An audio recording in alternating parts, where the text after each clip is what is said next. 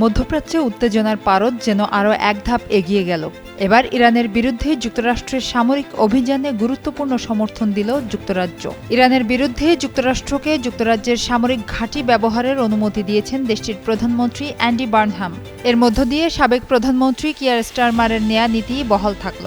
ব্লুমবার্গের প্রতিবেদনে বলা হয়েছে, গত 17 জুলাই যুক্তরাষ্ট্রের সামরিক অভিযান পুনরায় শুরু হওয়ার পর জ্যেষ্ঠ মন্ত্রী ও কর্মকর্তাদের সঙ্গে এক উচ্চ পর্যায়ের বৈঠকে এ সিদ্ধান্ত নেওয়া হয়। সুস্থ জীবন, সুন্দর পৃথিবী।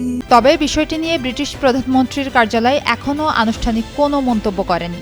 চলতি বছরের মার্চে যুক্তরাষ্ট্রের একই অনুরোধ প্রথমে প্রত্যাখ্যান করেছিলেন সাবেক প্রধানমন্ত্রী কিয়ার স্টারমার।